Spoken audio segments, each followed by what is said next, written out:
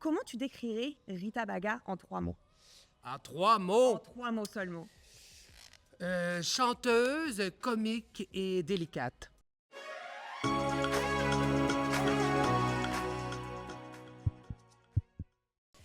Ma première question Ah, déjà? OK. est, depuis ton passage à Canada's Drag Race, comment dirais-tu que ta vie a évolué?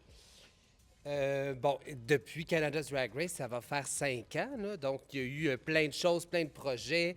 Depuis 5 ans, je ne fais qu'être drague. Je n'ai plus d'autres emplois.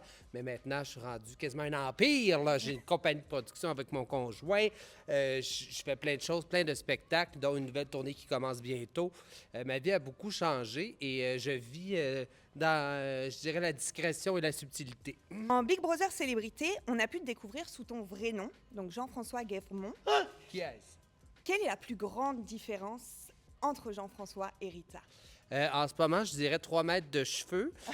Mais sinon, le côté plus réservé, c'est sûr. En Rita, j'aime ça être présente et Jean-François plus discret, de façon générale.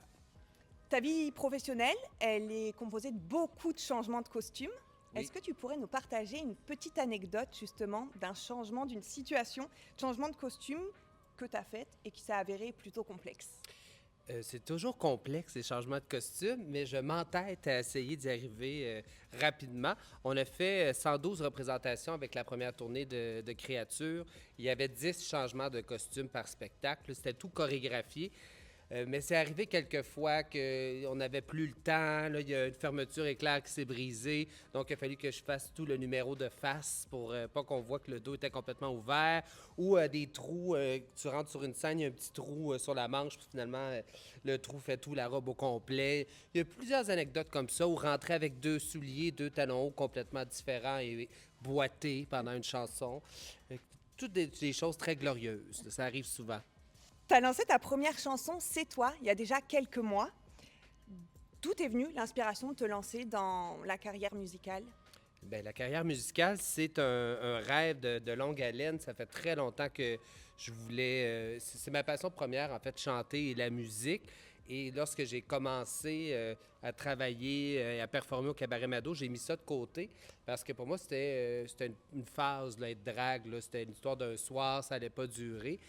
Donc, j'ai tassé ça, mais là, maintenant, ça fait 18 ans. Alors, je crois que la phase n'est pas encore terminée, mais avec les années, ça a bien évolué, l'art de la drague, et maintenant, c'est plus encouragé de joindre les talents, les différents talents là, sous le même arc. Alors, en plus de faire de l'humour, en plus de faire des costumes de temps en temps, bien, à la base, je suis une chanteuse et un chanteur, donc là, on met ça ensemble. Maintenant, le moment, la question pioche dans le bocal.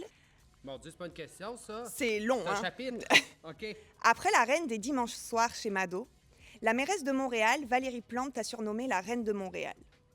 Avec à ton actif ton livre, Une paillette à la fois, 2 parfums, l'animation de Drag Race Belgique et La drague en moi, la sortie de ta première chanson, est-ce que cette fois-ci, tu serais prête à faire un saut officiel en politique comme la reine de Montréal? Je crois que j'ai beaucoup trop de squelettes dans le placard pour faire de la politique. Ceci étant dit, la drague en soi, c'est politique et j'essaie de profiter de mes plateformes pour revendiquer le plus de choses possibles, surtout en ce qui a trait aux communautés de la diversité sexuelle et de genre. Mais je crois que vendre des idées, je le fais naturellement et peut-être pas sous une bannière ou sous un programme électoral quelconque. Par contre, je ferais une bonne agente d'immeuble aussi, là, si on parle de vendre des choses. Mais de là à vendre un parti politique, je ne suis pas certaine.